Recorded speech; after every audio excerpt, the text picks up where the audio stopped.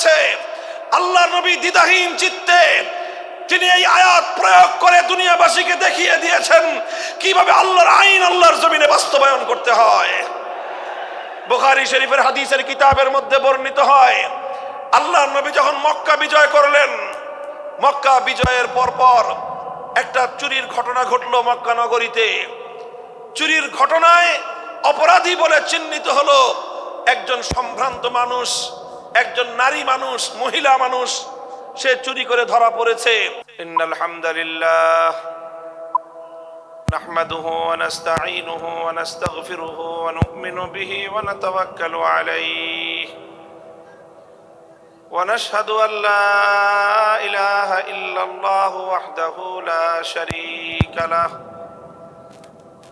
ওয়া নাশহাদু আন্না সাইয়্যিদানা ওয়া সানাদানা ওয়া হাবিবানা ওয়া মাওলানা মুহাম্মদ সাল্লাল্লাহু তাআলা আলাইহি ওয়া আলা আলিহি ওয়া আসহাবিহি ওয়া বারাকা ওয়া সাল্লাম ওয়া বারাকা ওয়া সাল্লামা তাসলিমান কাসীরা। أما بعد فأعوذ بالله من الشيطان الرجيم. بسم الله الرحمن الرحيم. هو الذي بعث في الأميين رسولا منهم يتلو عليهم آياته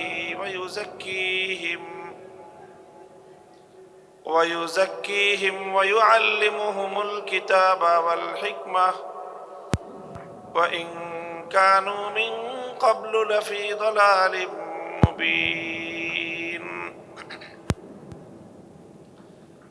بارك الله لنا ولكم في القرآن العظيم ونفعنا وإياكم بالآيات والذكر الحكيم. اللهم صل على محمد وعلى آل محمد كما صليت على إبراهيم وعلى آل إبراهيم إنك حميد مجيد. اللهم بارك على محمد وعلى آل محمد كما باركت على إبراهيم وعلى آل إبراهيم إنك حميد مجيد.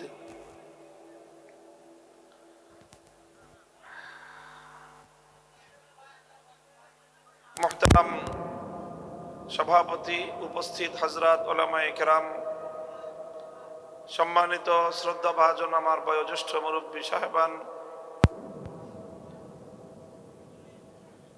সমবেত ইসলাম প্রিয়, কোরআন প্রেমিক, নবী প্রেমিক, তাওহীদি মুসলমান ভাই ও বন্ধুগণ,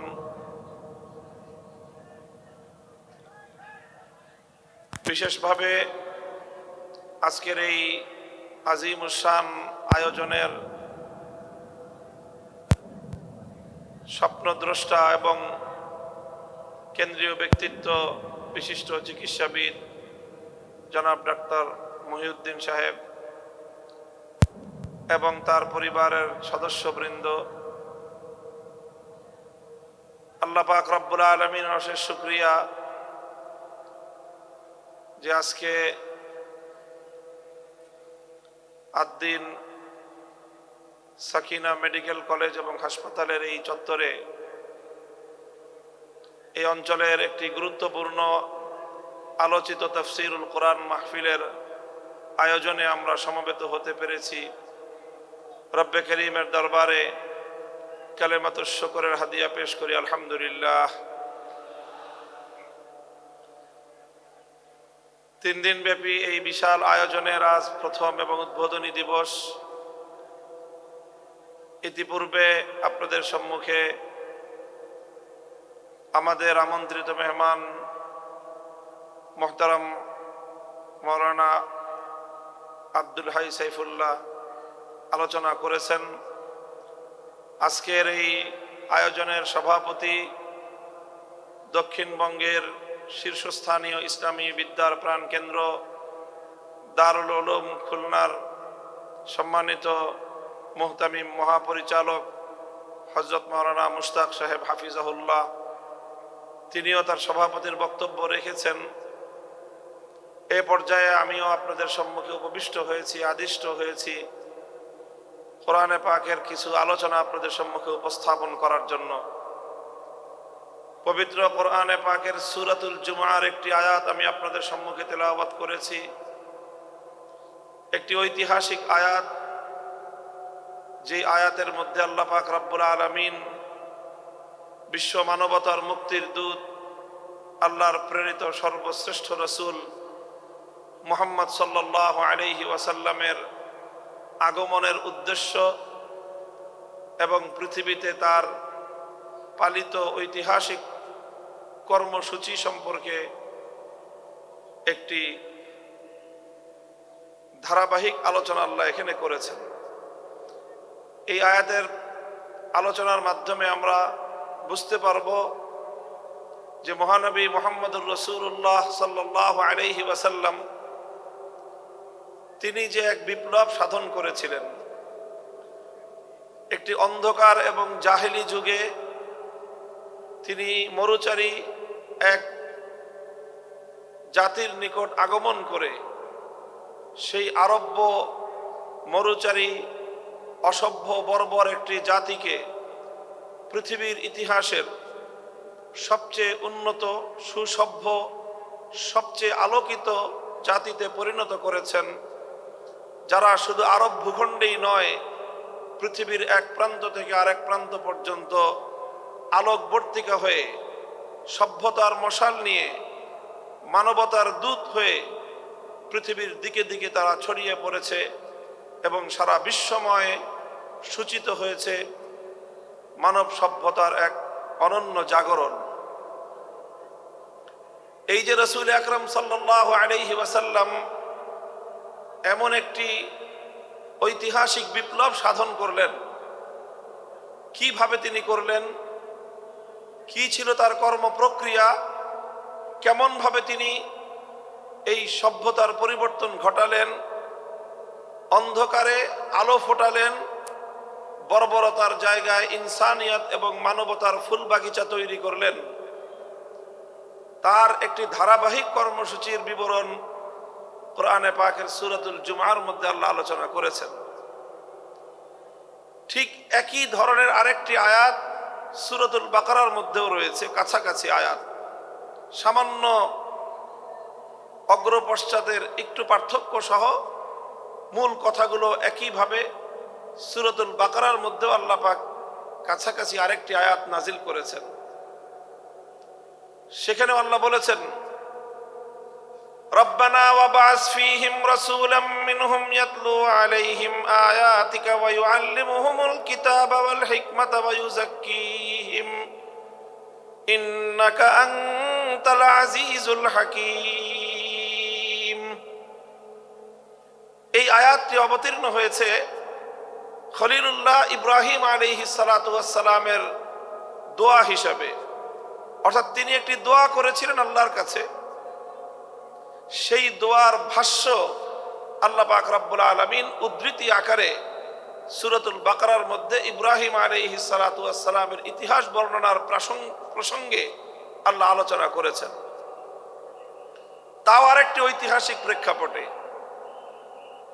আল্লাহর নির্দেশে ইব্রাহিম আলাইহিস সালাম তার সন্তান ইসমাইল আলাইহিস সালামকে নিয়ে সেই মক্কার পাহাড়ি প্রান্তরে একটি উপত্যকায়, চারিদিকে পাহাড় পরিবেষ্টিত একটি জনমানবহীন, একটি অনুন্নত, অবহেলিত একটি অঞ্চলে, পাহাড়ি অঞ্চলে, পাথুরে অঞ্চলে আল্লাহর পক্ষ থেকে আদিষ্ট হয়েছিলেন আল্লাহর ঘর বাইতুল্লাহ নির্মাণ করার জন্য। বিওয়াদিন গায়রি যি যারইন, এমন একটি উপত্যকা যেখানে কোনো ফল ফসল হয় না, যেখানে কোনো ফুল ফোটে না, যেখানে কোনো বৃক্ষলতা গজায় না, অর্থাৎ মানুষকে আকৃষ্ট করার মতো সেখানে কিছুই নেই। একটি খুবই ক্ষুদ্র জনবসতি, তাও অতি সম্প্রতি যেই জনবসতিটা গড়ে উঠেছে, এমন একটি অনুন্নত, জনবিচ্ছিন্ন, অনুন্নত একটি জনবসতিতে আল্লাহ পাক নির্দেশ দিলেন সেখানে যেন আল্লাহর ঘর নির্মাণ করা হয়, এবং সেই ঘরটিকেই আল্লাহ পাক রব্বুল আলামিন অনাগত ভবিষ্যতে সারা পৃথিবীর জন্য সেন্টার পয়েন্ট হিসেবে, সারা পৃথিবীর মার্কাজ হিসেবে আল্লাহ সেটাকে বিশ্ববাসীর জন্য গ্রহণযোগ্য করবেন, এবং সারা পৃথিবীর নেতৃত্ব প্রদান করা হবে এই বাইতুল্লাহ থেকে, আল্লাহর ঘর থেকে, এবং সারা দুনিয়ার মানুষের কেন্দ্রবিন্দুতে পরিণত হবে এই ঘর। আল্লাহ পাক সেই ঘর নির্মাণ করার নির্দেশ দিলেন তার খলিলকে। স্বাভাবিকভাবেই খলিলুল্লাহ ইব্রাহিম আলাইহিস সালাতু ওয়াস সালামের কাছে এটা একটা বিস্ময় ছিল যে এমন একটা জনপদ, যেই জনপদে না আছে মানুষ, না আছে মানুষকে আকৃষ্ট করার মতো কোনো জিনিস, সেই জনপদের জনবিচ্ছিন্ন একটি পাহাড়ে পাথুরে ভূমিতে এই ঘরটি নির্মাণ করা হলে সেই ঘর কিভাবে সারা দুনিয়ার মানুষের জন্য কেন্দ্রে পরিণত হবে, কিভাবে? এটাকে কেন্দ্রে পরিণত করতে হলে প্রয়োজন হবে এখানে কেন্দ্রীয় কিছু কর্মসূচির, যে কর্মসূচির মাধ্যমে আল্লাহর ঘর বাইতুল্লাহ সারা পৃথিবীর মানুষের জন্য কেন্দ্রে পরিণত হবে, এখানে একটা মার্কাজ গড়ে উঠবে। আর সেটা গড়ে উঠবার জন্য ইব্রাহিম আলাইহিস সালাতু ওয়াস সালাম বুঝতে পেরেছিলেন যে একটি মার্কাজ, একটা সেন্টার গড়ে উঠবার জন্য প্রয়োজন হলো একজন কেন্দ্রীয় ব্যক্তিত্বের। এই জন্য ইব্রাহিম আলাইহিস সালাতু ওয়াস সালাম আল্লাহর কাছে দোয়া করলেন বাইতুল্লাহ নির্মাণ করে, যে আল্লাহ, এই ঘর তোমার ঘর কাবা, এই কাবা সারা দুনিয়ার মানুষের কেন্দ্রবিন্দুতে যদি পরিণত হতে হয়, তাহলে এখানে তুমি এমন একজন মহামানব পাঠাও, যে মহামানব তার কর্মসূচির মাধ্যমে সারা দুনিয়ার মানুষকে বাইতুল্লাহর দিকে আকৃষ্ট করবে, এবং বাইতুল্লাহর দিকে সারা পৃথিবীর মানুষের মন, মস্তিষ্ক এবং তাদের মনোযোগকে নিবিষ্ট করবে, আকৃষ্ট করতে পারবে। তখন ইব্রাহিম আলাইহিস সালাম আল্লাহর কাছে দোয়া করলেন, হে আল্লাহ, তুমি একজন মানুষ এখানে পাঠাও, একজন মহামানব তুমি পাঠাও, একজন রাসূল তুমি পাঠাও। সেই রাসূলের কিছু কর্মসূচির কথা ইব্রাহিম আলাইহিস সালাম উল্লেখ করেছেন। ইব্রাহিম আলাইহিস সালাম তার দোয়ার মধ্যে যেই রাসূলের জন্য তিনি কামনা ব্যক্ত করেছেন, দোয়া করেছেন আল্লাহর কাছে, সেই রাসূলের জন্য তিনি 4টি কর্মসূচি এবং 4টি বৈশিষ্ট্যের কথা উল্লেখ করেছেন। বিস্ময়কর বিষয় হলো ইব্রাহিম আলাইহিস সালাতু ওয়াস সালাম যেই 4টি বৈশিষ্ট্যের কথা উল্লেখ করেছিলেন তার দোয়ার মধ্যে, তার সেই কামনীয় মহান রাসূলের জন্য 6000 বছর পরে আল্লাহ পাক রব্বুল আলামিন যখন সেই মক্কার মাটিতে, সেই মক্কার ভূখণ্ডে, সেই বাইতুল্লাহর নগরে তিনি যখন ইব্রাহিম আলাইহিস সালামের দোয়ার সেই স্বপ্ন পুরুষ মুহাম্মদুর রাসূলুল্লাহ সাল্লাল্লাহু আলাইহি ওয়াসাল্লামকে আল্লাহ নবুয়ত দিয়ে প্রেরণ করলেন, তখনও আল্লাহ পাক রব্বুল আলামিন এই মহান নবীর কর্মসূচি হিসেবে সেই 4টি বিষয়কেই উল্লেখ করলেন, যেই 4টি বিষয়কে উল্লেখ করে 6000 বছর আগে ইব্রাহিম আলাইহিস সালাম এরকম একজন মহামানব পাঠানোর জন্য আল্লাহর কাছে আকুতি জানিয়েছিলেন। ইব্রাহিম আলাইহিস সালাম বলেছিলেন, রব্বানা ওয়াবআস ফীহিম রাসূলাম মিনহুম ইয়াতলু আলাইহিম আয়াতিকা ওয়া ইউআল্লিমুহুমুল কিতাবা ওয়াল হিকমাহ ওয়া ইউযাক্কিহিম ইন্নাকা আনতাল আজিজুল হাকীম। আমরা এখানে ধারাবাহিকভাবে ইব্রাহিম আলাইহিস সালামের দোয়া এবং 6000 বছর পরে সেই দোয়ার স্বপ্ন প্রতিশ্রুত পুরুষ মুহাম্মদুর রাসূলুল্লাহ সাল্লাল্লাহু আলাইহি ওয়াসাল্লামের আগমনের প্রাক্কালে আল্লাহ পাক রব্বুল আলামিন সেই নবীর যেই কর্মসূচিগুলো উল্লেখ করেছেন, ধারাবাহিকভাবে সেই 4টি কর্মসূচির আমরা আলোকপাত করব, আলোচনা করব। এটাই হলো আজকে আমার তাফসীরুল কোরআনের আলোচ্য বিষয়। প্রথম কর্মসূচির কথা আল্লাহ পাক বলেছেন।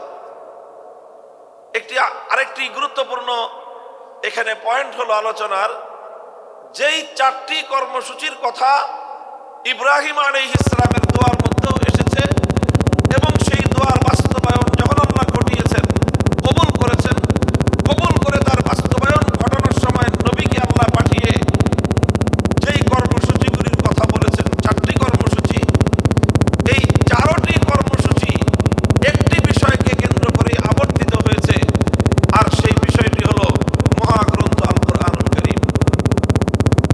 কোরআনকে কেন্দ্র করেই আল্লাহ নবীর বৈপ্লবিক সকল কর্মসূচি নিবিষ্ট হয়েছে, কেন্দ্রীভূত হয়েছে। মূল হলো কোরআন, কিতাবুল্লাহ। এই কিতাবুল্লাহকে কেন্দ্র করেই রাসূলুল্লাহ তিনি তার যাবতীয় কর্মসূচি পালন করেছেন, তিনি তার যাবতীয় কর্মকাণ্ড পরিচালনা করেছেন, তিনি তার বিপ্লব সাধন করেছেন। সুতরাং রাসূলুল্লাহর আনিত মহান বিপ্লবের কেন্দ্রীয় পয়েন্ট হলো, কেন্দ্রীয় বিষয় হলো কিতাবুল্লাহ। মুহতারাম হাজিরিন, আলোচনার শুরুতেই আমি স্পষ্ট ভাষায় বলে দিতে চাই, এবং আমার সম্মুখে উপস্থিত লাখো জনতার এই মজমাকে আমি লক্ষ্য করে বলতে চাই, আজও যদি ঘুণে ধরা এই সমাজকে পরিবর্তন করতে হয়, একবিংশ শতাব্দীর আধুনিক শক্তিমান এই জাহেলিয়াত আর এই বর্বরতাকে যদি নির্মূল করে সত্যিকার মানবতার ফুল বাগান তৈরি করতে হয়, কিতাবুল্লাহকে কেন্দ্র করে রাসূলুল্লাহর আনিত অনুসৃত নীতি এবং আদর্শের মাধ্যমে সেটা সম্ভব। কাজে আমাদেরকে আবার, যারা আমরা আল্লাহর কিতাবুল্লাহর অনুসারী, যারা আমরা রাসূলুল্লাহর উম্মত, কিতাবুল্লাহর অনুসারী রাসূলুল্লাহর উম্মতদেরকে আবার সেই রাসূলুল্লাহর আদর্শ কিতাবুল্লাহর অনুসরণের মাধ্যমে সমস্ত তন্ত্রমন্ত্রের কবর রচনার মধ্য দিয়ে নতুন বিশ্ব ব্যবস্থা গড়ে তুলতে হবে, নতুন বিশ্ব ব্যবস্থার জাগরণ ঘটাতে হবে।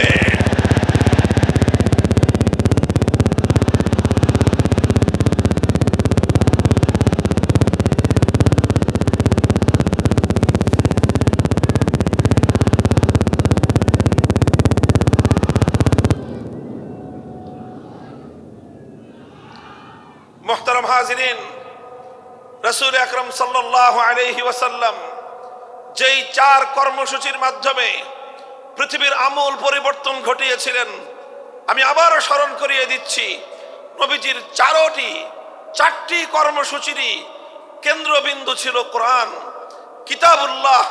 কিতাবুল্লাহকে কেন্দ্র করে রাসূলুল্লাহর সারা জীবনের সমস্ত দায়িত্ব পালিত হয়েছে। প্রথম দায়িত্ব ছিল আল্লাহর পয়গম্বরের, রব্বানা ওয়াবাস ফীহিম রাসূলাম মিনহুম ইয়াতলু আলাইহিম আয়াতিক। 1 নম্বর দায়িত্ব ছিল আল্লাহর মহান কিতাব কিতাবুল্লাহ, কোরআনে কারীমকে তেলাওয়াত করে শোনানো, কোরআনের তেলাওয়াতের সুমধুর ঝংকার তুলে এই মানবতার হৃদয় গহীনের মধ্যে, মানুষের হৃদয় গহীনে বিপ্লবের বীজ অঙ্কুরিত করা, বিপ্লবের বীজ রোপণ করা, জাহেলিয়াতের বিরুদ্ধে আলোর বিচ্ছুরণ ঘটানোর জন্য, অন্ধকারের কুহেলিকা ভেদ করে আলোর বিচ্ছুরণ ঘটানোর জন্য মুহাম্মদুর রাসূলুল্লাহ সাল্লাল্লাহু আলাইহি ওয়াসাল্লাম সর্বপ্রথম যেই কর্মসূচি আল্লাহর পক্ষ থেকে প্রাপ্ত হলেন, সেই কর্মসূচির নাম হলো তেলাওয়াতে কিতাবুল্লাহ, তথা আল্লাহর কোরআনে পাকের তেলাওয়াতের মূর্ছনার মাধ্যমে, কোরআনে পাকের তেলাওয়াতের ঝংকারের মাধ্যমে সমস্ত জাহেলিয়াত এবং অন্ধকারের ভীত শুদ্ধ প্রকম্পন তৈরি করা। প্রথম দায়িত্ব ছিল তেলাওয়াতে কিতাবুল্লাহ, আল্লাহর কোরআনের তেলাওয়াত, কোরআনের রিসাইটিং, কোরআনের রিডিং পড়া, কোরআন পড়া, কোরআনের পাঠ, এক কথায় বলতে গেলে তেলাওয়াত কিতাবিল্লাহ। আমাদেরকে খুব ভালো করে বুঝতে হবে বিষয়টা, যে কোরআনে পাকের তেলাওয়াত এটা একটা স্বয়ং সম্পন্ন কর্মসূচি। বিপ্লবের, আল্লাহর নবীর এই মহান পরিবর্তন, এই ইনকিলাব, এই বিপ্লবের মূল এবং সর্বপ্রথম বুনিয়াদী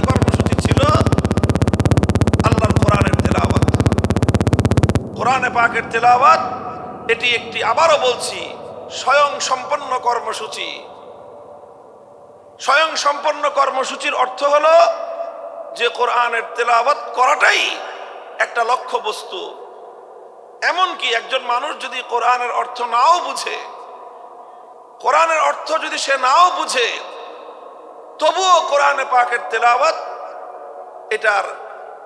এর যে গুরুত্ব, এর যে তাৎপর্য বিন্দু পরিমাণ ক্ষুণ্ণ হয় না।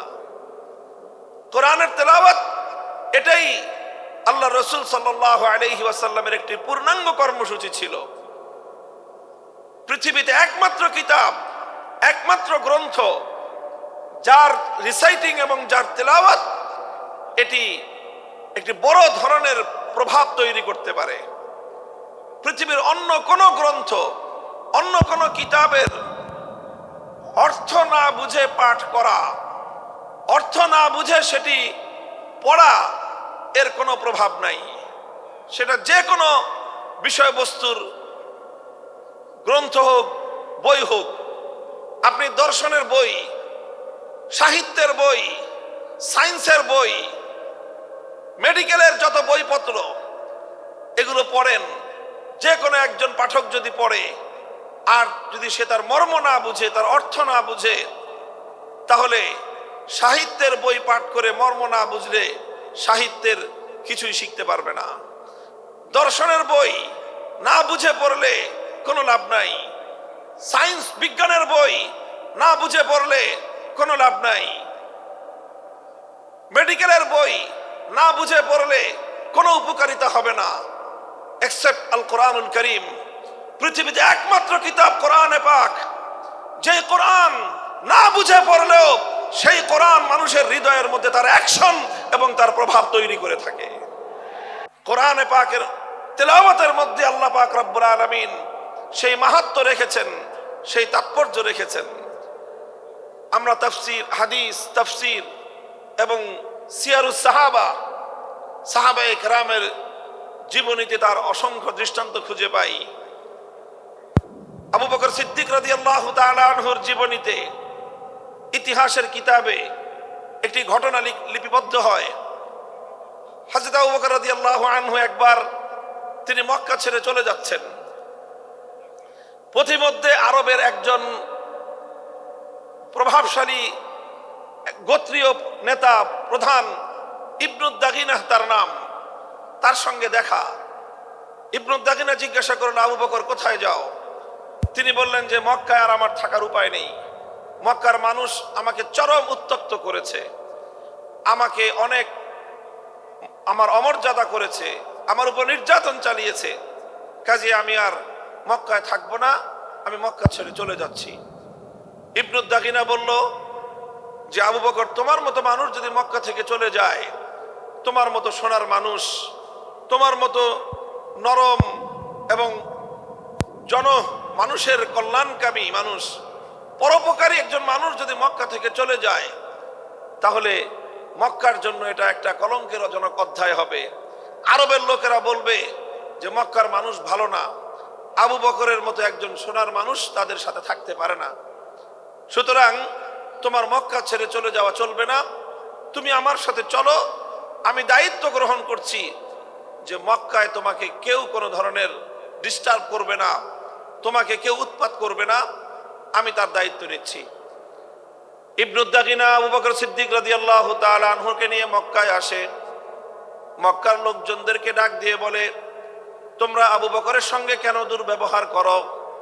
কেন তোমরা আবু বকরকে উত্ত্যক্ত করো?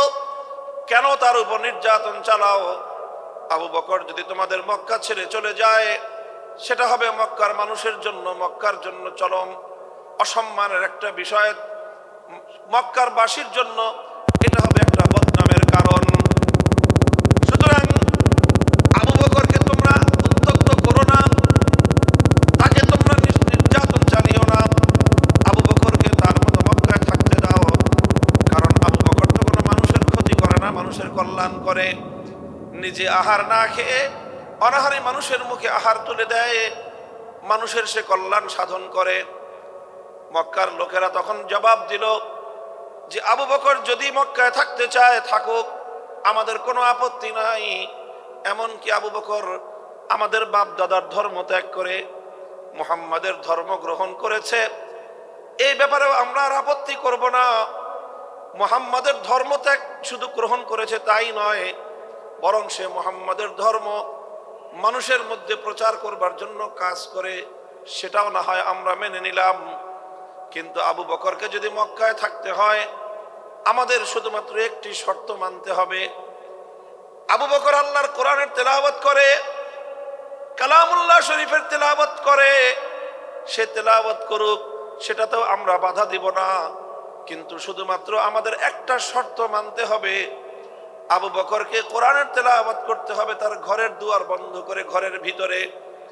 ঘরের দুয়ার খুলে উঠোনে দাঁড়িয়ে, উন্মুক্ত প্রান্তরে দাঁড়িয়ে আবু বকর আল্লাহর কোরআন তেলাওয়াত করে, এটা করতে পারবে না। ইবনু দাগিনা জিজ্ঞাসা করলো কারণ কি? ঘরটারও মালিক আবু বকর, ঘরের যে উঠোন সেই উঠোনের মালিকও আবু বকর। ঘরের উঠোনে, ঘরের বাইরে দাঁড়িয়ে, বারান্দায় দাঁড়িয়ে যদি আবু বকর তেলাওয়াত করে, তোমাদের সমস্যা কোথায়? মক্কার লোকেরা তখন জবাব দিল যে আবু বকর যখন ঘরের বাইরে উন্মুক্ত উঠোনে দাঁড়িয়ে আবেগ মাখা কণ্ঠে আল্লাহর কোরআনে পাকের তেলাওয়াত করতে থাকে, তখন আবু বকর সিদ্দিকের এই কোরআনের তেলাওয়াত এটা মন্ত্রমুগ্ধের মতো, এটা চুম্বকের মতো আমাদের মানুষগুলোকে আকর্ষণ করতে থাকে। এমনকি আমরা ঘরের মধ্যে আমাদের ছোট্ট ছোট্ট শিশুদেরকে পর্যন্ত দড়ি দিয়ে বেঁধে রাখতে পারি না।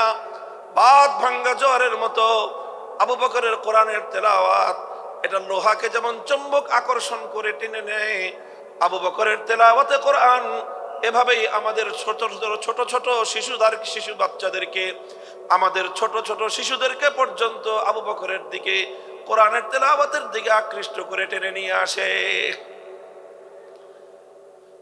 কোরআন তেলাওয়াত করুক, আপত্তি নাই, কিন্তু এমন ভাবে তেলাওয়াত করতে হবে যেন আমাদের মানুষের কর্ণকুহরে কোরআনের তেলাওয়াতের আওয়াজ পৌঁছতে না পারে। মুহতারাম হাজিরিন, ইতিহাস বলে এভাবেই শুধু আল্লাহর কোরআনের তেলাওয়াত এটাই সর্বপ্রথম মক্কার কায়েমি স্বার্থবাদীদের জাহিলিয়াতের ভিত শুদ্ধ কাঁপিয়ে দিয়েছিল। কোরআনের তেলাওয়াতের মধ্যে আল্লাহ পাক রব্বুল আলামিন সেই অ্যাকশন এবং সেই প্রভাব রেখে দিয়েছেন, সেই তাসির রেখে দিয়েছেন। বলেন সুবহানাল্লাহ। আজ কোরআনে পাকের তেলাওয়াত আমরা ছেড়ে দিয়েছি, ভুলে গিয়েছি। খুবই স্বল্প পরিমাণ মানুষ উম্মতের মধ্য থেকে আল্লাহর কোরআনে পাকের বিশুদ্ধ তেলাওয়াত করতে পারে। কোরআনের সেই তেলাওয়াতের সেই পরিবেশ আবার জিন্দা করা চাই। যারা ইসলামী সমাজ গঠন করতে চায়, যারা জাহিলিয়াতকে দূর করে, অন্ধকারকে তিরোহিত করে আলোকবর্তিকা প্রজ্বলিত করতে চাই, দিকে দিকে মানুষের কানে কানে, প্রতিটি ঘরে ঘরে আল্লাহর কোরআনের তেলাওয়াতের সুরের মূর্ছনায় এই জাহিলিয়াতের কবর রচনা করবার বিপ্লব শুরু করতে হবে।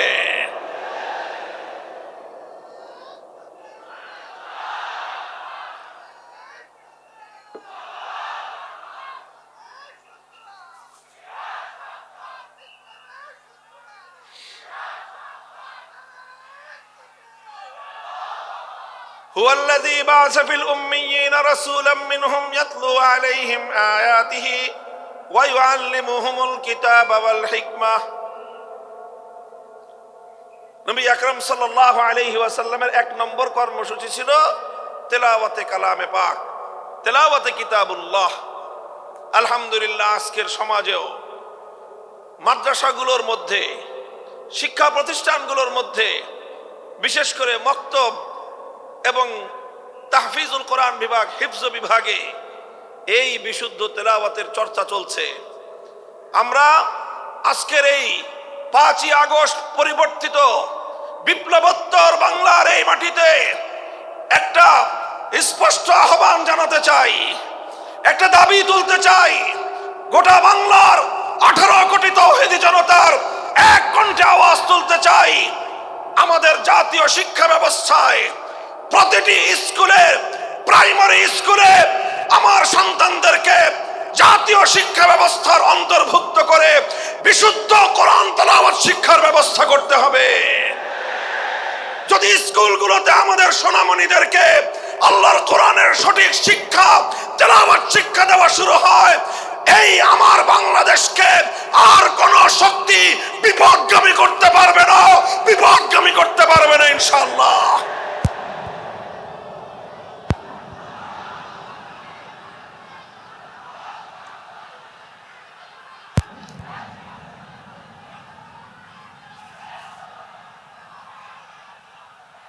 এদেশের মুসলমানদের ট্যাক্সের পয়সা দিয়ে, রাষ্ট্রীয় অর্থে আমাদের সন্তানদের শিক্ষা ব্যবস্থা পরিচালিত হয়।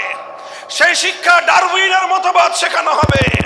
সেই শিক্ষা ব্যবস্থায় সেখানে নানা ধরনের গাঁজাখুরি গল্প শেখানো হবে।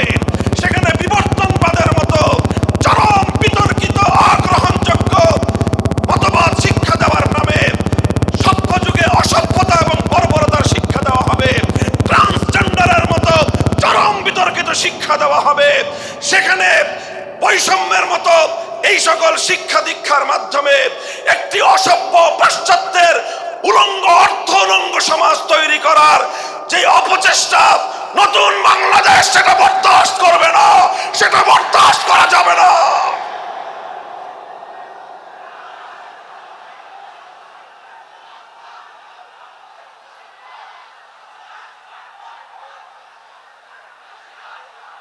এই জন্য আমরা যে কথা বলছি, কোরআনকে ঘরে ঘরে পৌঁছাতে হবে। প্রতিটি শিশুর হৃদয়ে আল্লাহর কোরআনের আলো জ্বালতে হবে।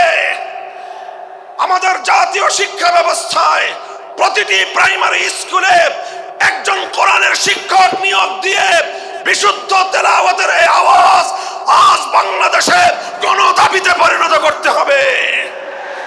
নিজেদের অধিকার যদি স্বাভাবিকভাবে আদায় না হয়, যে কোনো মূল্যে আগামী ভবিষ্যৎ প্রজন্মের ঈমান এবং আকীদা রক্ষার জন্য আদায় করে নিতে হবে, আদায় করে নিতে হবে।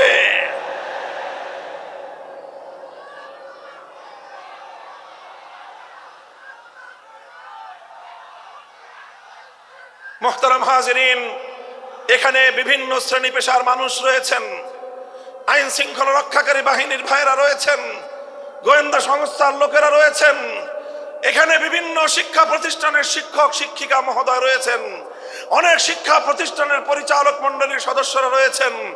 আপনারা সকলেই বিবেচনা করে দেখুন যে এত কিছু শিক্ষা দেওয়া হয়, এতগুলো সাবজেক্ট পড়ানো হয়, এত শিক্ষক শিক্ষিকা জাতীয় শিক্ষা ব্যবস্থার শিক্ষাঙ্গনগুলোতে রাষ্ট্রীয়ভাবে প্রতিপালিত হয়, তাদের সকলের আয়োজন হয়, অথচ কোটি কোটি কচি কাঁচা শিক্ষার্থীদের জন্য জাতীয় শিক্ষা ব্যবস্থায় আল্লাহর কোরআনের বিশুদ্ধ তেলাওয়াতটুকু শিক্ষা দেওয়া হলো না। একটি মুসলিম জাতি হিসেবে আমাদের জন্য এর চেয়ে দুঃখজনক, এর চেয়ে লজ্জাজনক আর কোনো বিষয় থাকতে পারে না। এমন বাংলাদেশ দেখার জন্য শরীয়তুল্লাহরা রক্ত দেয় নাই, এমন বাংলাদেশ দেখার জন্য তিতুমিররা বাঁশের কেল্লা গড়ে নাই। আমাদেরকে অনেক বঞ্চিত করা হয়েছে। আমাদেরকে বিপদগামী করার জন্য জাতীয় আন্তর্জাতিক আভ্যন্তরীণ এবং বহির শত্রুরা একযোগে অনেক ষড়যন্ত্র করেছে। এবার সমস্ত ষড়যন্ত্রের জাল ছিন্ন করবার সময় এসেছে। আমরা সকলেই যদি যার যার জায়গা থেকে এই আওয়াজ উঠাই যে সব শিক্ষা থাকতে পারবে, সমস্ত কিছু শিখবে আমাদের শিক্ষার্থীরা, প্রাইমারি লেভেলে অন্তত বিশুদ্ধ তেলাওয়াতের শিক্ষা থাকবে না কেন? আল্লাহ পাক রব্বুল আলামিন আমাদের এই ঈমানি দাবি উপলব্ধি করে এই রাষ্ট্র ব্যবস্থাকে যথাযথ পদক্ষেপ গ্রহণ করার তৌফিক দান করুন। এটা ছিল প্রথম কর্মসূচির কথা বলছিলাম। ইয়াতলু আলাইহিম আয়াতিক, এমন একজন পয়গম্বর যেই পয়গম্বরের প্রথম কর্মসূচি হবে আল্লাহর কোরআনকে তেলাওয়াত করে শোনানো, কোরআনে পাকের রিসাইটিং, কোরআনের পাঠ, কোরআনের রিডিং পড়ে শোনানো। এটাই হলো একটা বৈপ্লবিক কর্মসূচি।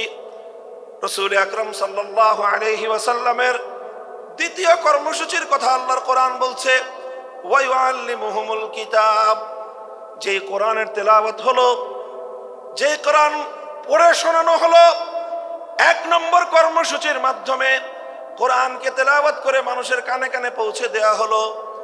এরপরে দ্বিতীয় কর্মসূচির শুরু হলো। দ্বিতীয় কর্মসূচিটা হলো ওয়ায়ুআল্লিমুহুমুল কিতাব। যেই কোরআনকে তুমি তেলাওয়াত করেছো, ওগো আমার নবী, এবার এ জাতিকে তুমি কোরআনে পাকের মর্ম বোঝাও, কোরআনের অর্থ বোঝাও, কোরআনের উদ্দেশ্য বোঝাও, কোরআনের ব্যাখ্যা বোঝাও। তাফসীরের মাধ্যমে মানুষের কাছে আল্লাহর মেসেজ এবং আল্লাহ পাকের পয়গামগুলো বিশ্ব মানব জাতির কাছে তুলে ধরো।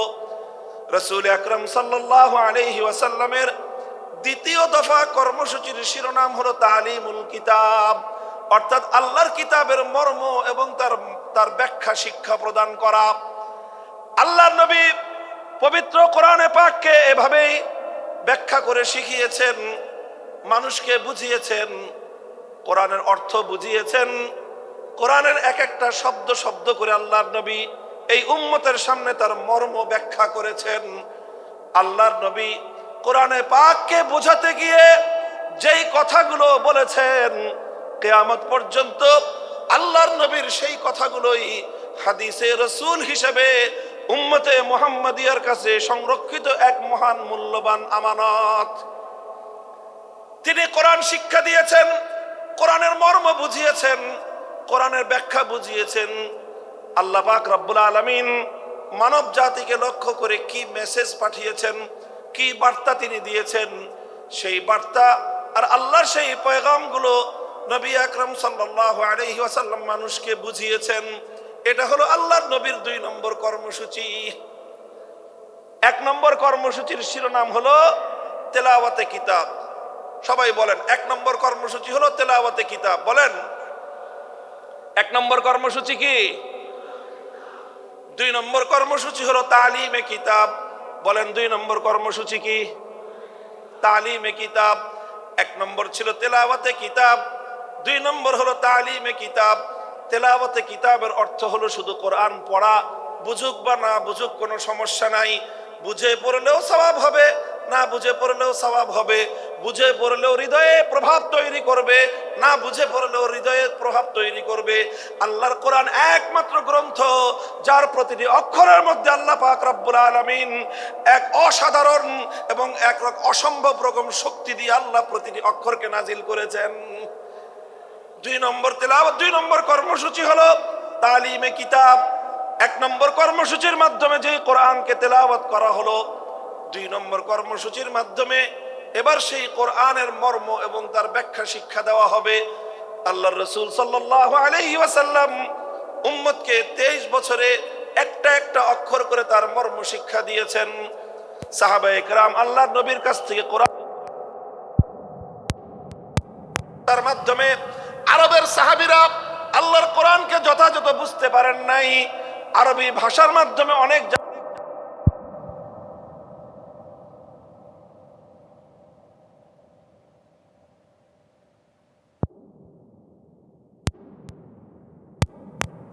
আরবের মানুষকে প্রতিটি পদে পদে আল্লাহর পয়গম্বর মুহাম্মদুর রাসূলুল্লাহ সাল্লাল্লাহু আলাইহি ওয়াসাল্লামের দ্বারস্থ হতে হয়েছে। আর আল্লাহর নবী প্রতিটি আয়াতকে উম্মতের সামনে এভাবে ব্যাখ্যা করে করে বুঝিয়ে দিয়েছেন। বুঝা গেল কথা? আপনারা রিপ্লাই দিয়েন, কথা বুঝতে পারলেন? তাহলে কোরআনে পাকের রাসূলুল্লাহ সাল্লাল্লাহু আলাইহি ওয়াসাল্লামের 1 নম্বর কর্মসূচি ছিল তেলাওয়াতে কিতাব। 2 নম্বর কর্মসূচি কি ছিল? তালিমে কিতাব। কি ছিল? তালিমে কিতাব। এটা ছিল 2 নম্বর কর্মসূচি।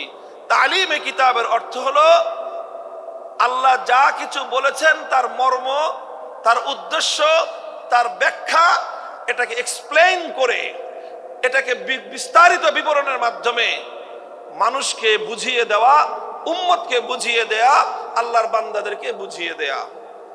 আল্লাহ এজন্যই বলেছেন وأنزلنا إليك الذكر لتبين للناس ما نزل إليهم ولعلهم يتفكرون। ওগো আমার নবী, আমি আমার এই মহাগ্রন্থ কোরআনে পাক আপনার কাছে নাজিল করেছি। পাহাড়ের উপর আমি অবতীর্ণ করি নাই, আসমানের উপর আমি অবতীর্ণ করি নাই, বাইতুল্লাহর উপর আমি অবতীর্ণ করি নাই। অন্য কোনো কিছুর উপর আমি আমার এই কোরআনকে অবতীর্ণ করি নাই। আমার এই কোরআন আমি আপনার নিকট এজন্যই নাজিল করেছি, কারণ আপনার ব্যাখ্যা ছাড়া এই উম্মত এবং এই বিশ্ববাসী আল্লাহর কালামকে পরিপূর্ণভাবে এর অর্থ কোনোদিন এর অর্থ বুঝতে পারবে না, এর মর্ম উদ্ঘাটন করতে পারবে না। এজন্য নবীর 2 নম্বর কর্মসূচি হলো কোরআনে পাকের ব্যাখ্যা বুঝানো। তিনি আলহামদুলিল্লাহ সেই ব্যাখ্যা বুঝিয়েছেন, তিনি সেই মর্ম শিখিয়েছেন। আলহামদুলিল্লাহ আজও উম্মতের মধ্যে কোরআনের অর্থ বোঝানোর প্রক্রিয়া অব্যাহত আছে। মাদ্রাসা শিক্ষার মাধ্যমে এদেশের সোনার সন্তানদেরকে 10 বছরের দীর্ঘ কারিকুলামের মাধ্যমে কোরআনের ব্যাখ্যা শেখানো হয়। 5 বছরের কারিকুলামের মাধ্যমে তাদেরকে কোরআনের তেলাওয়াত শেখানো হয়েছে। এরপরে 10 বছরের শিক্ষা কারিকুলামের মাধ্যমে তাদেরকে কোরআনের ব্যাখ্যা শেখানো হয়। আর এভাবে ওলামায়ে কেরাম তাফসীর গ্রন্থ লিখে লিখে, কোরআনে পাকের অনুবাদ গ্রন্থ লিখে লিখে মানুষের কাছে কোরআনের পয়গাম পৌঁছে দেওয়ার মাধ্যমে কোরআনের ব্যাখ্যা এবং মর্ম জাতির কাছে পৌঁছে দেওয়ার চেষ্টা করেছেন। আর এই রকম বাংলার প্রত্যন্ত অঞ্চলে, গ্রাম বাংলার শহর নগর বন্দরে তাফসীরুল কোরআন মাহফিলগুলোর মাধ্যমে এ জাতির সোনার সন্তান, এ জাতির শ্রেষ্ঠ সন্তান আলেম সমাজ এভাবেই শতাব্দী কাল পর্যন্ত এদেশের মানুষের কাছে কোরআনের বাণী, কোরআনের পয়গাম পৌঁছে দেওয়ার জন্য তাফসীরুল কোরআন মাহফিলগুলোর আয়োজন করছেন। এটা গেল 2য় দফা কর্মসূচি। কাজেই কোরআনের মর্ম বোঝার দরকার আছে না নাই? এটা বড় আশ্চর্যজনক বিষয়, বড় দুঃখজনক মর্মান্তিক একটা বিষয় আছে। বহু মানুষ, বহু ভাই বোন আমাদের মাঝে এমন খুঁজে পাওয়া যাবে, অনেক কিছু তারা পড়াশোনা করেছেন জীবনে, অনেক পড়াশোনা করেছেন, রাজনীতি নিয়ে পড়াশোনা করেছেন, অর্থনীতি নিয়ে পড়াশোনা করেছেন, সাহিত্য নিয়ে পড়াশোনা করেছেন, দর্শন নিয়ে পড়াশোনা করেছেন। নভেল নাটক পড়ার তো কোনো ইয়ত্তা নাই। কত ধরনের পড়াশোনা, একাডেমিক পড়াশোনা, একাডেমির বাইরে বিভিন্ন পাঠ্যপুস্তকের বাইরে কত কিছুর পড়াশোনা অনেক মানুষ আমরা করি। কিন্তু বহু মানুষ, আল্লাহর অনেক এমন বান্দা, আল্লাহর নবীর এমন অনেক উম্মত রয়ে গিয়েছে, জীবনের 60, 70, 80 বছর বয়সে অন্তত একবারের জন্য হলেও আল্লাহর কোরআনের সূরাতুল ফাতিহার আলহামদুলিল্লাহ থেকে সূরাতুন নাসের মিনাল জিন্নাতি ওয়ান নাস পর্যন্ত পূর্ণ কোরআনে পাকের ব্যাখ্যা তো দূরের কথা, অনুবাদটুকু একবার কেউ পড়ে দেখে নাই। এমন মানুষ সমাজে আছে না নাই? বলেন আছে না নাই? আমি মনে করি যারা এই কাজটুকু আমরা করি নাই, তারা আমরা আল্লাহর পক্ষ থেকে আমাদের প্রতি নাজিলকৃত আল্লাহর সর্বশ্রেষ্ঠ নিয়ামত আল্লাহর কোরআন কিতাবুল্লাহর সঙ্গে আমরা বিশ্বাসঘাতকতা করেছি, চরম দায়িত্বহীনতার পরিচয় দিয়েছি। শপথ নিন, যারা অন্তত এই কাজটা করেননি, জীবনের অবশিষ্ট সময়ে হলেও ধাপে ধাপে প্রতিদিন 1 পৃষ্ঠা 2 পৃষ্ঠা, 1 রুকু 2 রুকু করে, 1 সূরা 2 সূরা করে, অল্প অল্প করে হলেও পূর্ণ কোরআনে পাকের ব্যাখ্যা না পড়তে পারেন, অন্তত গ্রহণযোগ্য নির্ভরযোগ্য কোন ব্যক্তির, আলেমের লিখিত কোরআনের অনুবাদ অন্তত একবার পড়বো। আমরা পড়বো তো সবাই ইনশাআল্লাহ? কারা কারা পড়বেন বলেন তো? আল্লাহ পাক কবুল করেন।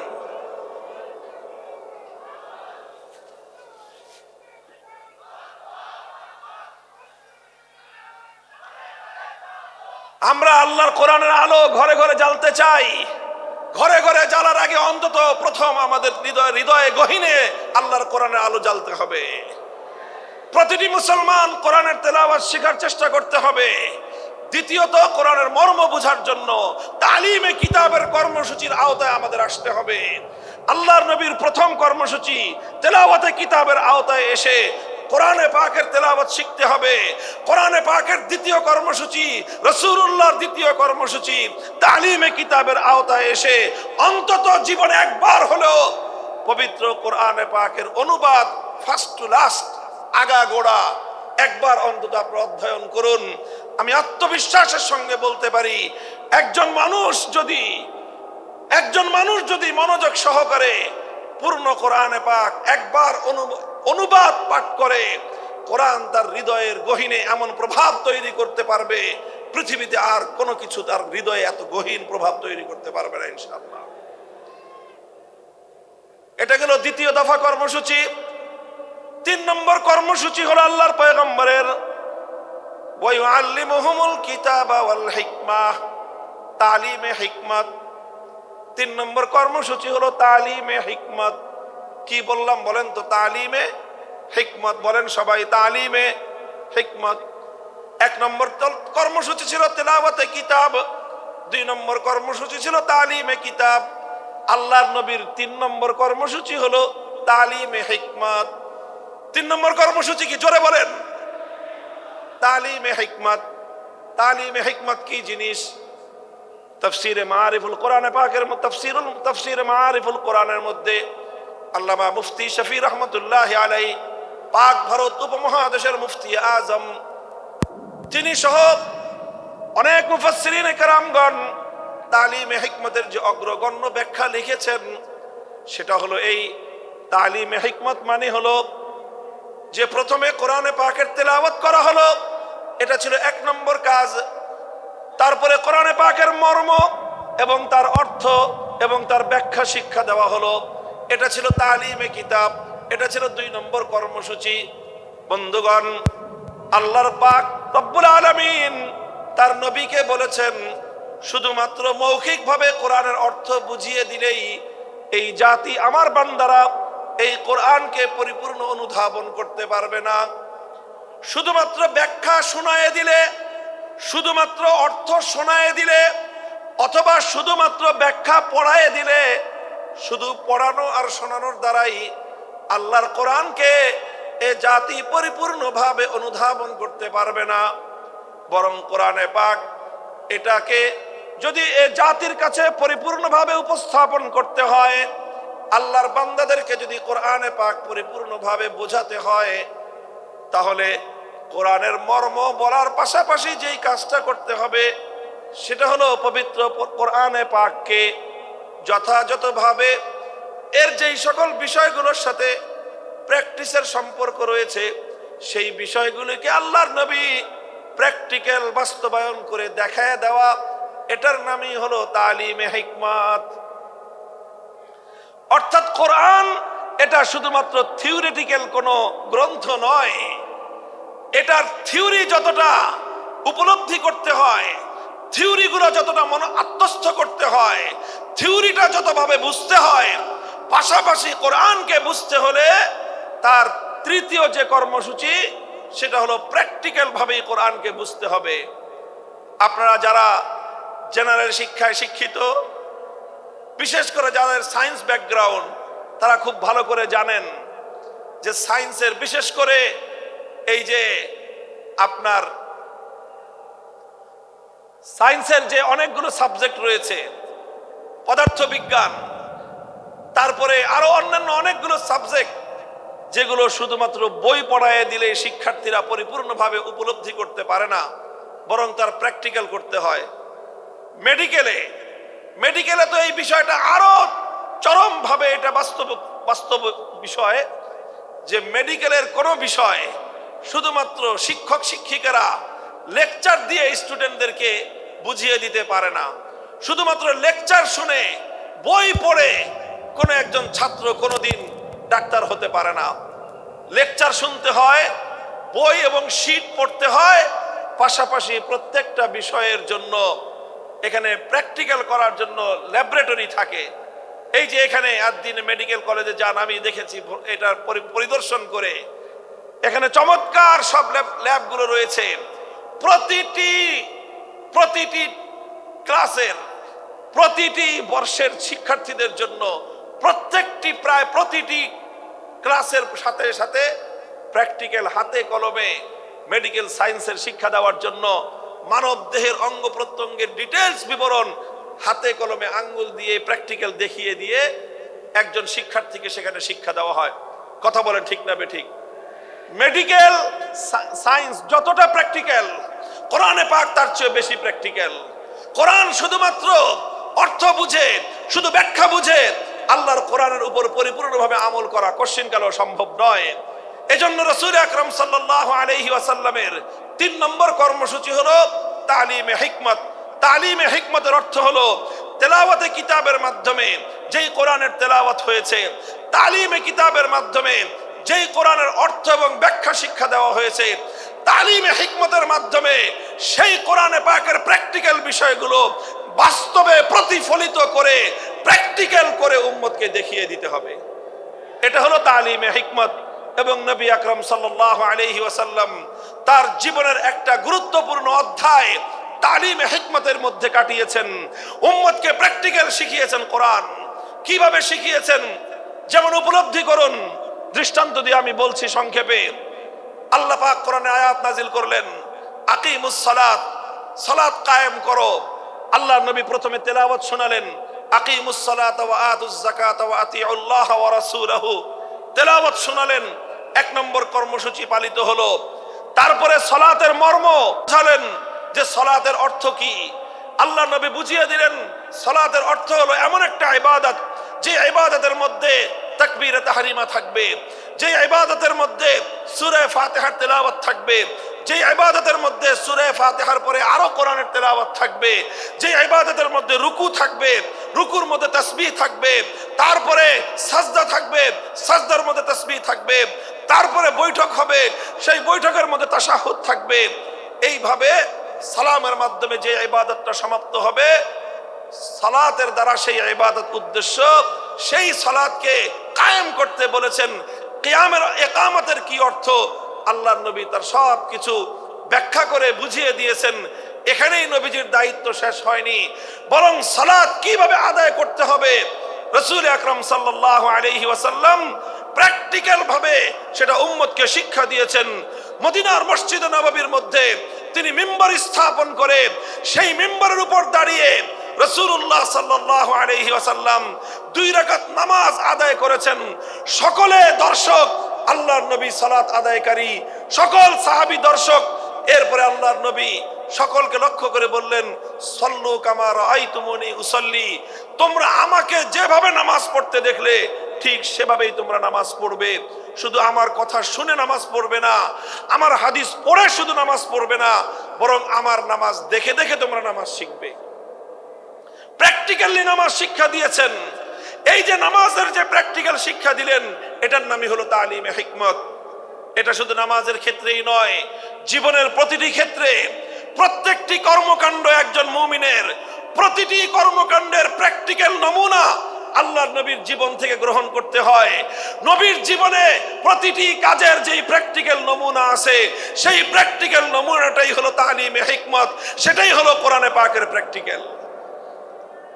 আল্লাহর নবীর উপর কোরআনে আয়াত নাজিল হলো, আস-সারিকু ওয়াস-সারিকাতু ফাকতাউ আইদিয়াহুমা জাযাআম বিমা কাসাবা নাকালাম মিনাল্লাহ ওয়াল্লাহু আজিজুন হাকীম।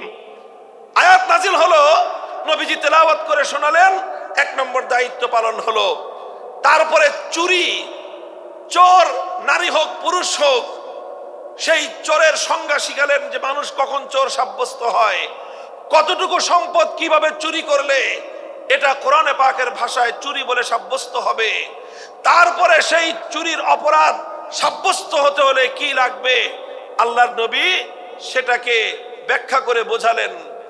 ব্যাখ্যা করে শুধু মৌখিকভাবে বুঝিয়ে দিয়েই আল্লাহর নবীর দায়িত্ব ক্ষান্ত হয়নি, বরং যখন জমিনের মধ্যে চুরির অপরাধ যখন সংগঠিত হয়েছে, সেই অপরাধ সংগঠিত হওয়ার পর আল্লাহর কিতাবের ব্যাখ্যা অনুযায়ী, আল্লাহর কোরআনের নির্দেশ অনুযায়ী তিনি প্র্যাকটিক্যাল ভাবে চুরির শাস্তি প্রয়োগ করে দুনিয়াবাসীকে দেখিয়ে দিয়েছেন যে এই আয়াতের প্র্যাকটিক্যাল কিভাবে করতে হয়।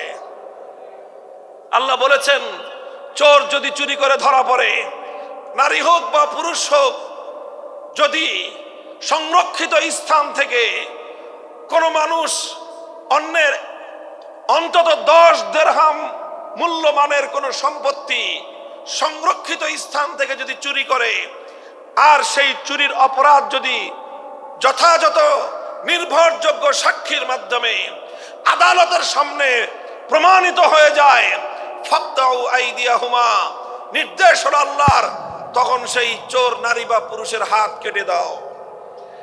আল্লাহর নবী শুধুমাত্র কোরআনের এই আয়াতের তেলাওয়াত করে দায়িত্ব ক্ষান্ত করেননি, শুধু এই আয়াতের মর্ম বুঝিয়ে দায়িত্ব ক্ষান্ত করেননি, বরং যখন এই অপরাধ সংগঠিত হয়েছে আল্লাহর নবী দ্বিধাহীন চিত্তে তিনি এই আয়াত প্রয়োগ করে দুনিয়াবাসীকে দেখিয়ে দিয়েছেন কিভাবে আল্লাহর আইন আল্লাহর জমিনে বাস্তবায়ন করতে হয়। বুখারী শরীফের হাদিসের কিতাবের মধ্যে বর্ণিত হয়, আল্লাহর নবী যখন মক্কা বিজয় করলেন, মক্কা বিজয়ের পরপর একটা চুরির ঘটনা ঘটলো মক্কা নগরীতে।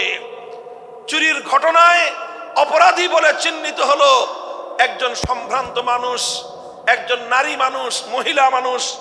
সে চুরি করে ধরা পড়েছে। নাম হলো তার ফাতেমা, গোত্র হলো তার বনু মখজুম, ফাতেমায়ে মখজুমিয়া বলা হয়।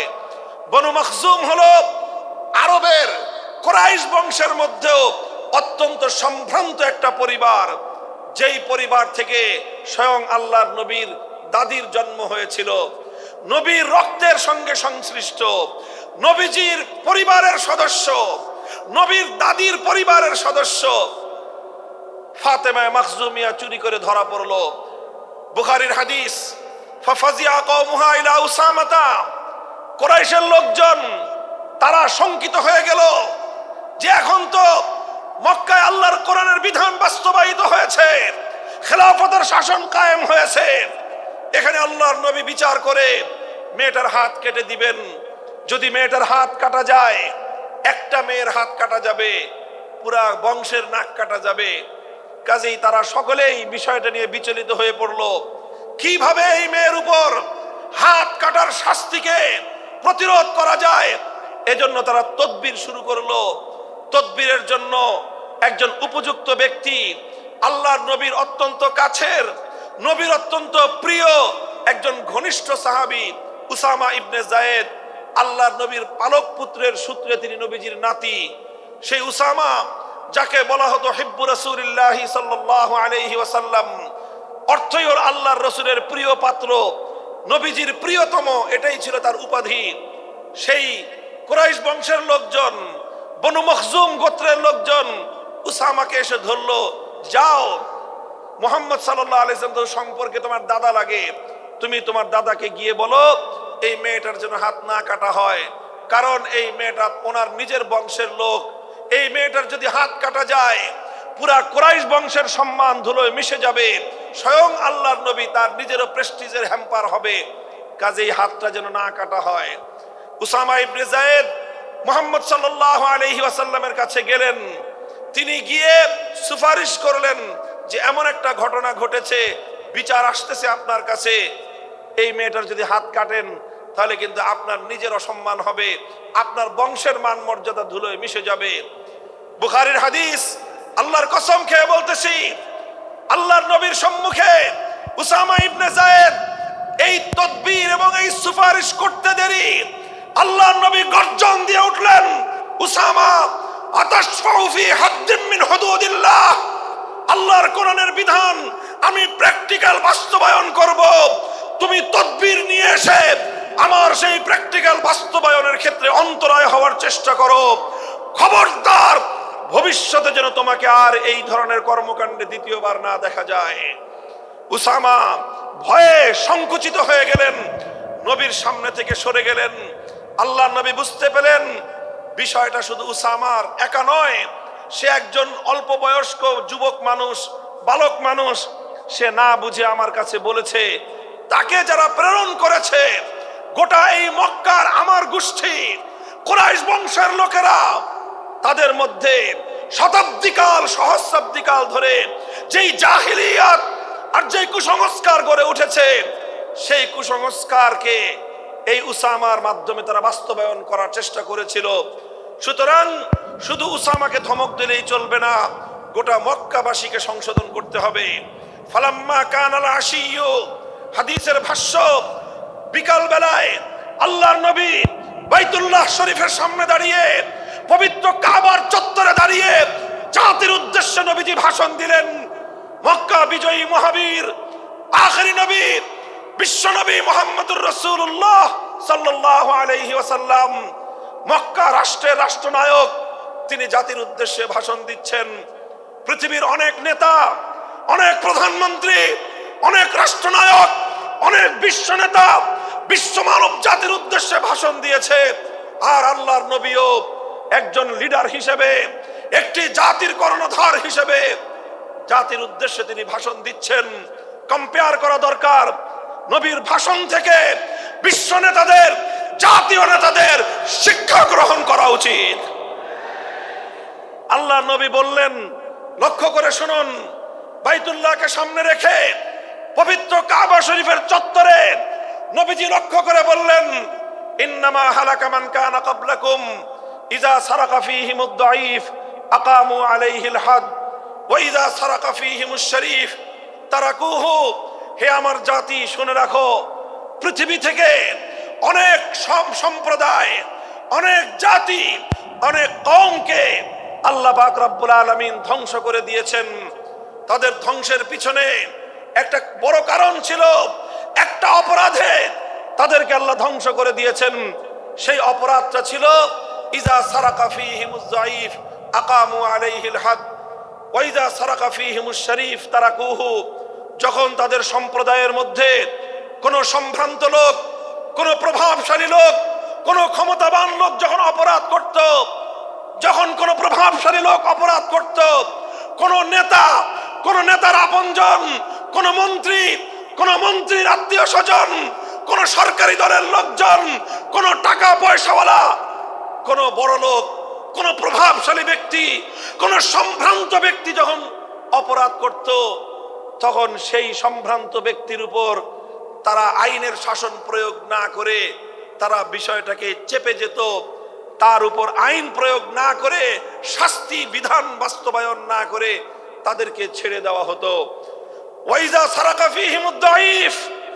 আর একই অপরাধ যখন দুর্বল মানুষ করত, খেটে খাওয়া মানুষ, মেহনতি মানুষ, রিকশাওয়ালা, শ্রমিক, ঠেলাগাড়ি চালক, নৌকার মাঝি, মজদুর, পথের টোকাই, এই শ্রেণীর দুর্বল মানুষ যখন অপরাধ করত, যেই অপরাধ করে মন্ত্রীর দুলাভাই ছাড়া পেয়েছে, যেই অপরাধ করার পরে এমপির শালার শাস্তি হয় নাই, যেই অপরাধ করার পরে শিল্পপতির বিচার হয় নাই, যেই অপরাধ করার কারণে রাজনৈতিক নেতার কোনো বিচার হয় নাই, একই অপরাধ দুর্বল, গরিব, অসহায় মানুষ করার পরে তার উপর আইনের শাসন 100 ভাগের জায়গায় 200 ভাগ বাস্তবায়ন করা হয়। আল্লাহ নবী বলেছেন, পৃথিবীতে ইসলাম এসেছে শুধুমাত্র ইবাদত, নামাজ, রোজার, হজ, যাকাতের বিধান বাস্তবায়নের জন্য নয়। ইসলাম দুনিয়াতে আগমন করেছে, তার আগমনের অন্যতম উদ্দেশ্য হলো সমস্ত বৈষম্য দূর করে, জুলুম আর বেইনসাফি দূর করে বিশ্ব সভ্যতায় ন্যায় এবং ইনসাফ কায়েম করা।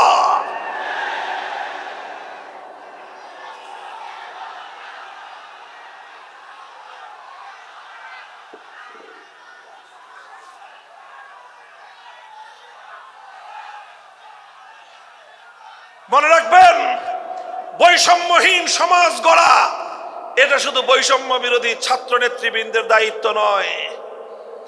বৈষম্যহীন সমাজ গড়া এটা শুধুমাত্র বৈষম্য বিরোধী ছাত্র নেতৃবৃন্দের দায়িত্ব নয়। বৈষম্যহীন সমাজ গড়া সর্বপ্রথম আল কোরআনের সৈনিকদের দায়িত্ব। বৈষম্যহীন সমাজ গড়া সর্বপ্রথম আল্লাহর নবীর সত্যিকার উম্মতদের দায়িত্ব।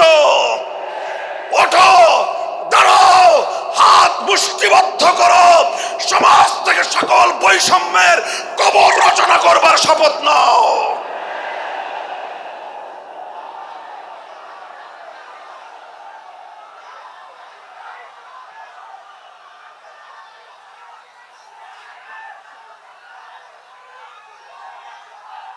মুহতারাম হাজিরিন, কথাটা খুব জায়গা লক্ষণীয়, শোনার বিষয়।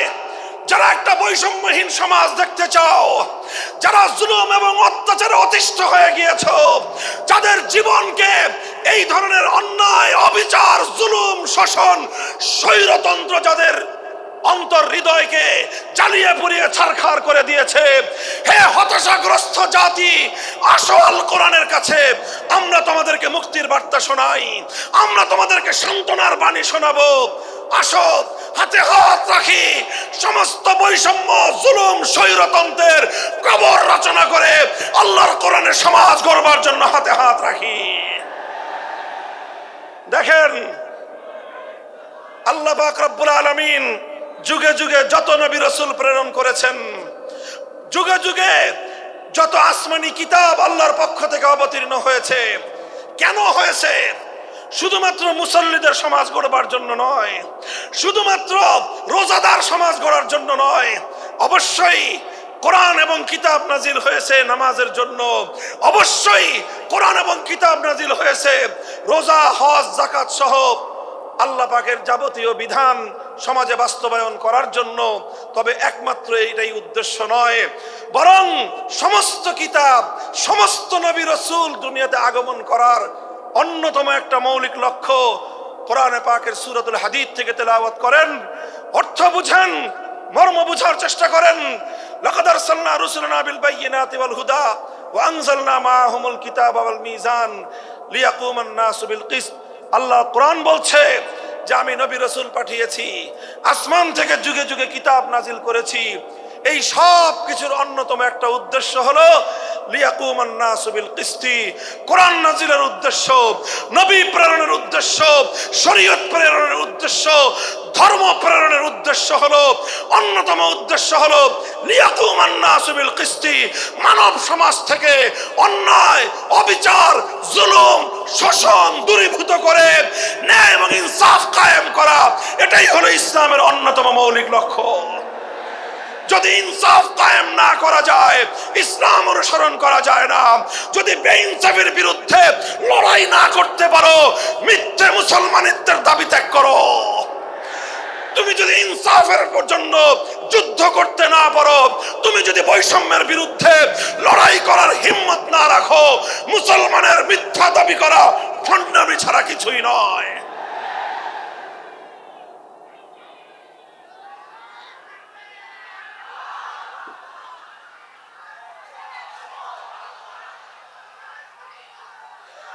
এই জন্য আমাদেরকে বুঝতে হবে, আমাদের জীবনের অন্যতম মিশন, যে জন্য আল্লাহ তার নবীদেরকে পাঠিয়েছেন, নবীদের জীবনের মিশন যা ছিল, নবীর উত্তরাধিকারী, নবীর অনুসারীদের জীবনের মিশনও সেটাই হবে।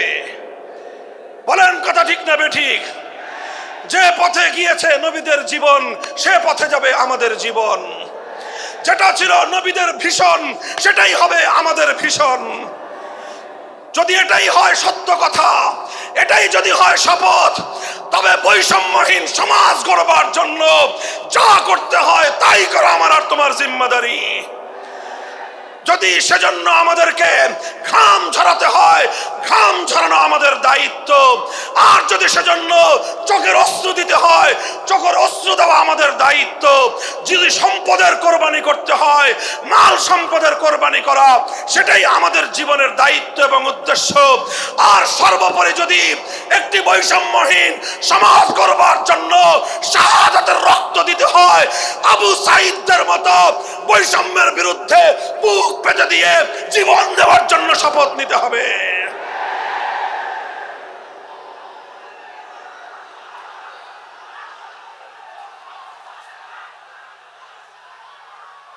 এই প্রস্তুত থাকবেন তো ইনশাআল্লাহ?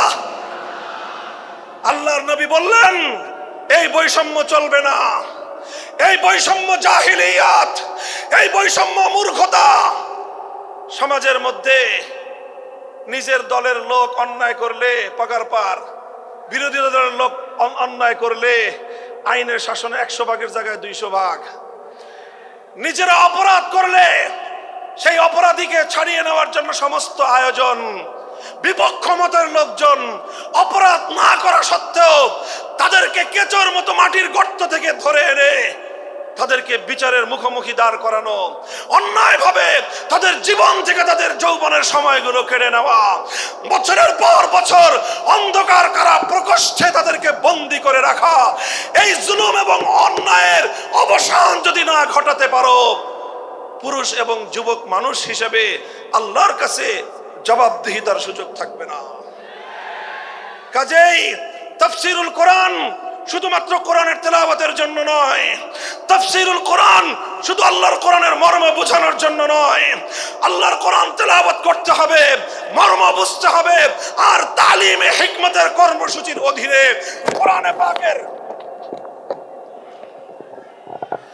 কোরআনে পাকের এক একটা আয়াত, কোরআনের এক একটা বিধান আল্লাহর জমিনে বাস্তবায়ন করার জন্য আমাদের জীবন যৌবনের বাজি লাগায় দিতে হবে ইনশাআল্লাহ।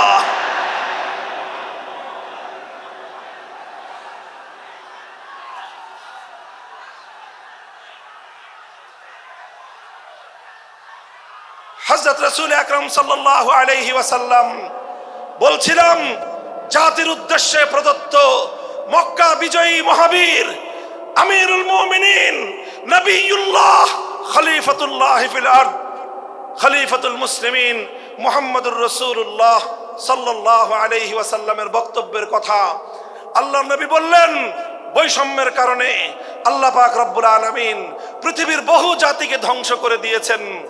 সুতরাং শুনে রেখো, আমার দ্বারা বৈষম্য হবে না। শুধু আমার বংশের লোক দেখে, আমার গোত্রের লোক দেখে, আমার রক্তের আত্মীয়তার সূত্রের কারণে আমি অপরাধ প্রমাণিত হওয়ার পরেও তার উপর কোরআনের বিধান বাস্তবায়ন করব না, এটা আমার দ্বারা সম্ভব নয়। এরপরে আল্লাহর নবী যেই কথাটি বললেন, সেই কথা যদি আল্লাহর নবী হাদিসে না বলতেন, তাহলে সেই কথা উচ্চারণ করতে আমাদের জিহ্বা কেঁপে উঠত, আমাদের বক্ষ প্রকম্পিত হতো। আল্লাহর নবী বললেন, ওয়াল্লাহ লাউ আন্না ফাতিমাতা বিনতা মুহাম্মাদিন সারাকাত লাকাতাতু ইয়াদাহা, ওয়াল্লাহি লাউ আন্না ফাতিমাতা বিনতা মুহাম্মাদিন সারাকাত লাকাতাতু ইয়াদাহা। শুধু আমার দাদির গোত্র, আমার বংশের ফাতেমা নামনি মহিলা নয়, আজ যদি আমি মুহাম্মদুর রাসূলুল্লাহর কলিজার টুকরা মেয়ে, আমার জীবনের সবচেয়ে আদরের সন্তান ফাতেমা যদি আজকে চুরি করে ধরা পড়তো, আমি আল্লাহর শপথ করে বলি, আমি তার হাত কেটে দিতে এতটুকু দ্বিধা করতাম না।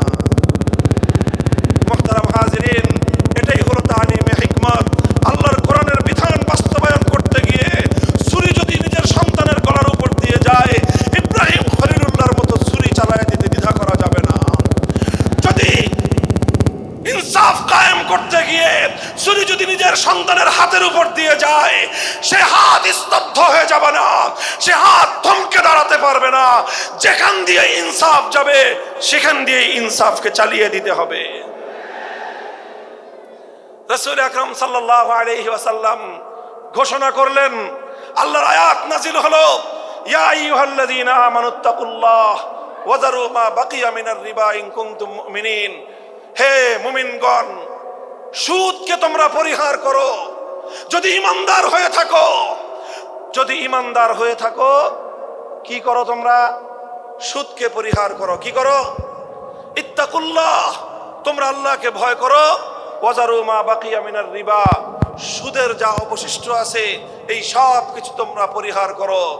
আর যদি না করো, সুদ যদি তোমরা পরিহার না করো, ফাজানু বিহারবিম মিনাল্লাহি ওয়া রাসূলিহি, আল্লাহ এবং তার রাসূলের পক্ষ থেকে যুদ্ধের ঘোষণা শুনে নাও।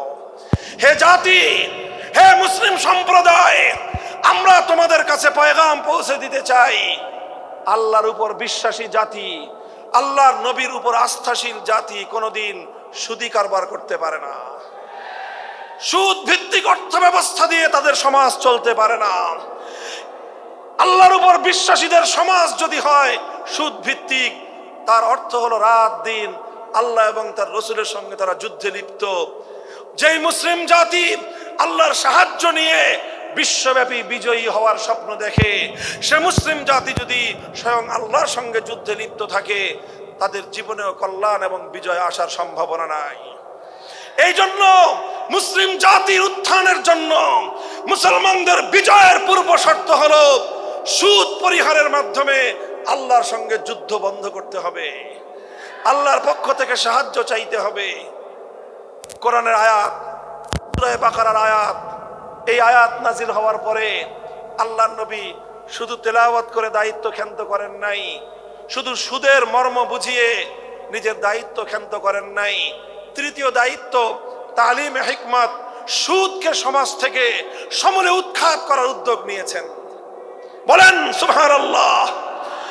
শুধু আলোচনা করে বক্তৃতা দিয়ে নবীর দায়িত্ব শেষ হয় নাই, শুধুমাত্র তাফসীর করে দিয়ে নবীর দায়িত্ব ক্ষান্ত হয় নাই, বরং এক একটা বিধান, আল্লাহর এক একটা আয়াত কিভাবে সমাজে বাস্তবায়ন করা লাগে, করা যায়, নবীজি প্র্যাকটিক্যাল ভাবে তার উদ্যোগ গ্রহণ করেছেন। কিভাবে উদ্যোগ নিয়েছেন? সুদের বিরুদ্ধে কি উদ্যোগ নিয়েছিলেন? কিতাব উল্টান, হাদিসের কিতাব, বুখারী শরীফের হাদিস। নবীজি ঘোষণা দিলেন, আলা ইন্না রিবাল জাহিলিয়াতি মাওদুউন তাহতা কদামাইয়া। জাহিলিয়াতের যুগে যত সুদের কারবার চলতো, ইসলাম এবং আল কোরআনের সমাজ গড়বার পর সেই জাহিলি যুগের রীতি, সুদ ভিত্তিক অর্থ ব্যবস্থা মুসলিম সমাজে আর থাকতে পারে না। নবীজি বললেন, সুদের কবর রচনা করলাম আমি আমার পায়ের নিচে। আল্লাহ নবী আক্ষরিক অর্থে এ কথা বললেন, আমি আমার পায়ের নিচে সুদের কবর রচনা করলাম।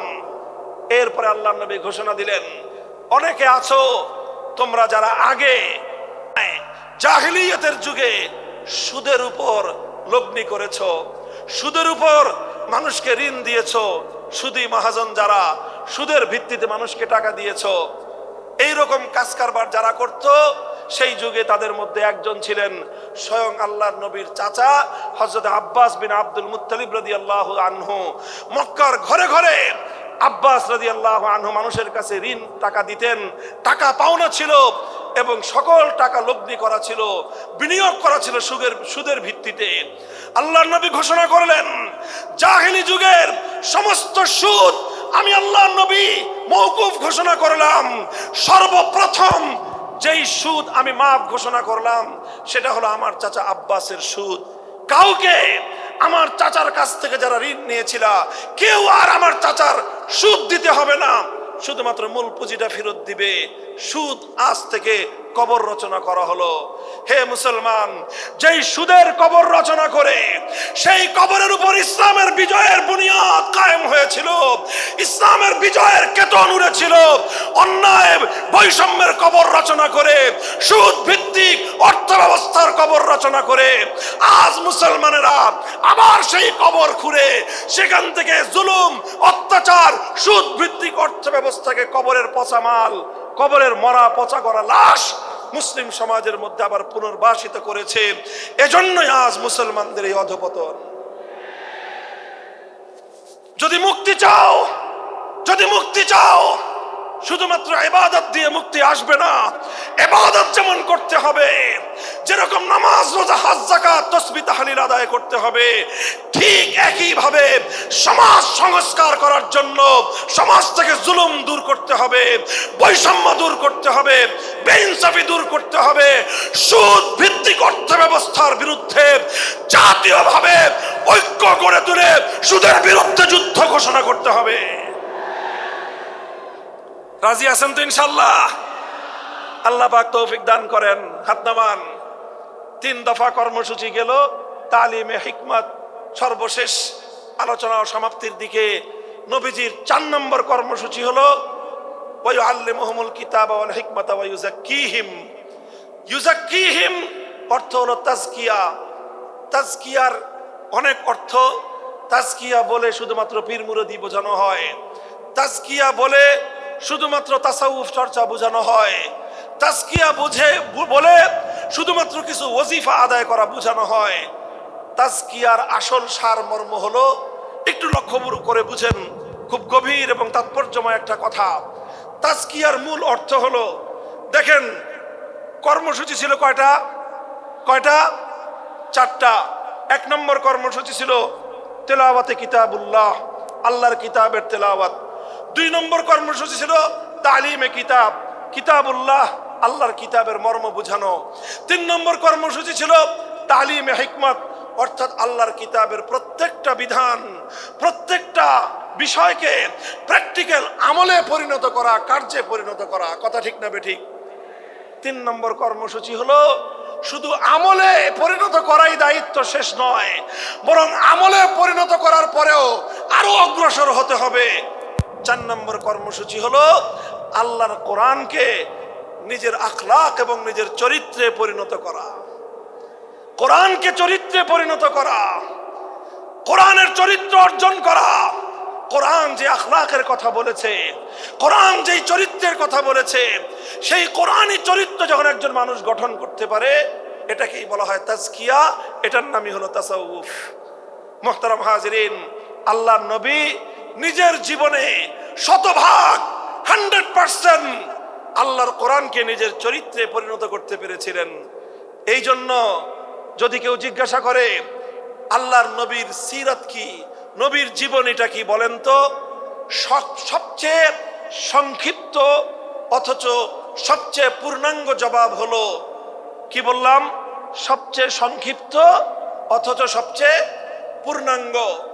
নবীর জীবন সম্পর্কে সবচেয়ে সংক্ষিপ্ত এবং সবচেয়ে পূর্ণাঙ্গ বর্ণনা হলো কানা খুলুকুহু আল কোরআন, আমার নবীর চরিত্র ছিল কোরআন। কোরআন যা বলেছে নবীর চরিত্রে সেটা বাস্তবায়িত হয়েছে, নবীর আখলাকে সেটা বাস্তবায়িত হয়েছে। নবীজির কথাবার্তা, নবীজির উঠা বসা, নবীজির আচার ব্যবহার, নবীজির প্রত্যেকটা অ্যাক্টিভিটি, এমনকি চিন্তা চেতনা সব যখন আল্লাহর কোরআন অনুযায়ী তৈরি হয়, তখন সেটাকেই বলা হয় তাজকিয়া। আর এটাই হলো কোরআনকে কেন্দ্র করে 4র্থ কর্মসূচি। মুহতারাম হাজিরিন, আমি আমার আলোচনা এবার সমাপ্তির দিকে টেনে নিয়ে যাই। আসুন আমরা আল্লাহর কোরআনকে সেন্টারে রেখে একটা সমাজ বিনির্মাণের চেষ্টা করি। সেই সমাজ বিনির্মাণের জন্য প্রথম কাজ, ঘরে ঘরে কানে কানে কোরআনের তেলাওয়াতের আওয়াজ পৌঁছে দেই। 2 নম্বর, প্রতিটি মুসলমানের কাছে কোরআনের মর্ম বোঝানোর চেষ্টা পৌঁছে দেই। 3 নম্বর হলো কোরআনের প্রত্যেকটা বিধান সমাজে, ব্যক্তিগত জীবনে, পরিবার জীবনে, সমাজে, রাষ্ট্র জীবনে বাস্তবায়ন করার উদ্যোগ নেই। 4র্থ কর্মসূচি হলো আল্লাহর কোরআনকে নিজের আখলাক, নিজের চরিত্রে রূপান্তরিত করার জন্য সর্বাত্মক চেষ্টা চালাই। ইনশাআল্লাহ রাজি আছি তো? ইনশাআল্লাহ রাজি আছেন তো?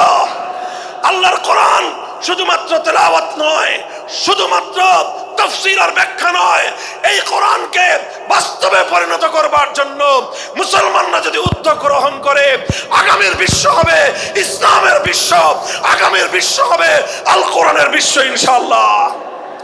বাংলাদেশ বাংলাদেশ বাংলাদেশ নিয়ে আমার আখেরি বার্তা এখন হলো বিপ্লবের জন্য বাংলাদেশ উর্বর হয়ে আছে। কথা বলেন ঠিক না বেঠিক? বৃষ্টির পানি পড়লে যেভাবে শীতকালের পরে বৃষ্টির পানি পড়ার সঙ্গে সঙ্গে ফসলের মাঠ যেমন চাষাবাদের জন্য উর্বর হয়ে যায়, আবু সাইদ, মুগ্ধ, সিফাত হাসান, এভাবে আমাদের অসংখ্য অগণিত বীর শহীদদের রক্ত ভেজায় বাংলার মাটি এখন ইসলামী বিপ্লবের জন্য উর্বর হয়ে আছে, আল কোরআনের বিপ্লবের জন্য উর্বর হয়ে আছে। এই সমাজ, এই জমিন এখন বিপ্লবী চায়। সে বিপ্লব আব্রাহাম লিঙ্কনের আদর্শের বিপ্লব নয়, সে বিপ্লব কার্ল মার্কস, মাও সেতুং আর লেনিনদের বিপ্লব নয়। বাংলার মাটি আরেকটা বিপ্লব দেখতে চায়, সে বিপ্লব হবে আল কোরআনের বিপ্লব, সে বিপ্লব হবে ইসলামী সমাজ গঠনের বিপ্লব। সেই বিপ্লবের জন্য 2000 যুবক নয়, যদি 2 লক্ষ যুবকের তাজা বুকের শাহাদাতের রক্তের প্রয়োজন হয়, সে রক্ত দেওয়ার জন্য শহীদ ঈদগাহে কারা কারা জমায়েত হবে, কারা কারা জমায়েত হবে। এটা শুধু কথার কথা না শপথ, এটা কথার কথা না শপথ, এটা অঙ্গীকার। কার সাথে? কার সাথে? ইনশাআল্লাহ এই শপথ এবং অঙ্গীকারের উপর আমরা আমাদের জীবনের অবশিষ্ট সময়গুলো অতিক্রম করার চেষ্টা করব। করবেন তো ইনশাআল্লাহ? আল্লাহ পাক কবুল করুন, তৌফিক দান করেন। 3 দিন ব্যাপী আজিমুস শান তাফসীরুল কোরআন মাহফিলের এই আয়োজন সার্থক হোক ইসলামী সমাজ গঠনের জন্য। এখান থেকে মানুষ অনুপ্রেরণা নিয়ে ঘরে ফিরুক, ঘরে ঘরে কোরআনের আলো, ঘরে ঘরে কোরআনের তেলাওয়াত, কোরআনের তালিম এবং কোরআনের হিকমতের আমল শুরু হোক। আল্লাহ আমাদের সকলকে গ্রহণ করুন, তৌফিক দান করেন। ওয়া আখিরু দাওয়ানা আলহামদুলিল্লাহি রাব্বিল আলামিন।